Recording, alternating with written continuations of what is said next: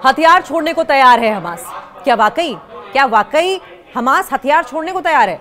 दूसरे चरण की बातचीत से पहले बड़ा संकेत दिया गया है। पहले चरण की बातचीत हो चुकी है और अब दूसरे चरण की बातचीत होनी है, और दूसरे चरण की बातचीत से पहले अब संकेत मिल रहे हैं कि हमास हथियार छोड़ सकता है। सीज फायर पर बातचीत करते हुए, संघर्ष विराम पर बातचीत करते हुए, बातचीत के दूसरे चरण की अगर बात की जाए तो इसे सबसे कठिन माना जा रहा है। पहले चरण की भी हालांकि बातचीत बहुत आसान नहीं थी। इसमें कई बड़े मुद्दों पर सहमति बनानी होगी, जैसे कि गजा में एक अंतर्राष्ट्रीय सुरक्षा बल की तैनाती, गजा के संचालन के लिए एक तकनीकी समिति का गठन, इजरायली सेना की गजा से वापसी और हमास का डिसआर्मामेंट। देखिए, ये बहुत इंपॉर्टेंट शर्तें होंगी और ये बहुत मुख्य मुद्दे होंगे दूसरे चरण की बातचीत में। कौन कौन से बड़े मुद्दों पर सहमति बनानी होगी? दरअसल गाजा में एक अंतर्राष्ट्रीय सुरक्षा बल की तैनाती होगी, एक इंटरनेशनल सिक्योरिटी फोर्स की तैनाती होगी, गाजा के संचालन के लिए एक तकनीकी समिति का गठन किया जाना चाहिए, इजरायली सेना की गाजा से वापसी और हमास का डिसआर्मामेंट होगा। गाजा में जारी सीज फायर समझौते के दूसरे चरण से पहले हमास ने एक बड़ा बयान दिया है। हमास के एक वरिष्ठ पदाधिकारी ने संडे को कहा कि चरमपंथी समूह इजराइल के साथ युद्ध विराम समझौते के तहत अपने हथियारों को फ्रीज यानी कि इस्तेमाल न करने या फिर स्टोर यानी कि सुरक्षित जगहों पर रखने के प्रस्ताव पर चर्चा करने के लिए तैयार हैं। ये कदम अमेरिका की मध्यस्थता वाले समझौते में शामिल सबसे जटिल मुद्दों में से एक को हल करने की दिशा में मददगार साबित हो सकता है। हमास के निर्णय लेने वाले राजनीतिक ब्यूरो के सदस्य बासेम नईम ने ये बात ऐसे समय में कही जब दोनों पक्ष समझौतों के दूसरे और ज्यादा जटिल चरण में, ज्यादा डिफिकल्ट स्टेप में प्रवेश करने की तैयारी कर रहे हैं। नईम ने कतर की राजधानी दोहा में समाचार एजेंसी एसोसिएटेड प्रेस से बातचीत में कहा कि हम एक बार फिर से इन टेंशंस को, इन तनावों को फिर से बढ़ने से रोकने के लिए या फिर किसी भी तरीके से, अगर ये तनाव बढ़ता है, किसी भी झड़प से, ऐसी कोई झड़प जो बाद में युद्ध में तब्दील हो जाए, किसी भी झड़प से या विस्फोट से बचने के लिए एक व्यापक दृष्टिकोण अपनाने के लिए तैयार है। एक ऐसा विजन होना चाहिए जिससे कि किसी भी तरह की इस तरह की होने वाली टेंशन्स को अवॉइड किया जा सके। समझौते का अगला और सबसे पेचीदा चरण क्या होने वाला है? ये जो एग्रीमेंट होने वाला है, इसका सबसे डिफिकल्ट फेज कौन सा होगा? हमास की राजनीतिक ब्यूरो के वरिष्ठ नेता बसम नईम ने दोहा यानी कि कतर में कहा कि हमास संघर्ष को बढ़ने से रोकने के लिए किसी भी व्यापक समाधान पर चर्चा के लिए तैयार है, किसी भी व्यापक समाधान पर। और क्या कहा गया कि संघर्ष को बढ़ने से रोकने के लिए, यानी कि हमास भी चाहता है कि ये जो संघर्ष है ये रुक जाए। और ये बयान ऐसे समय में आया जब अमेरिका की मीडिएशन में बने समझौते का अगला और सबसे पेचीदा फेज शुरू होने वाला है। 70,000 से ज्यादा फिलिस्तीनी मारे गए हैं। समझिए इस बात को। दरअसल ये जो संघर्ष है ये लगातार चल रहा था और इसमें 70 से ज्यादा फिलिस्तीनी मारे जा चुके हैं।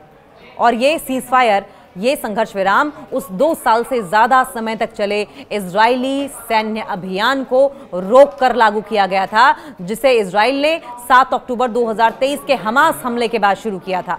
और उस हमले में 1200 से ज्यादा लोग मारे गए थे और 250 से ज्यादा होस्टेजेस बना लिए गए थे। इसके जवाब में इजराइल की कार्रवाई में 70,000 से ज्यादा फिलिस्तीनी मारे गए और गाजा का बड़ा हिस्सा तबाह हो गया।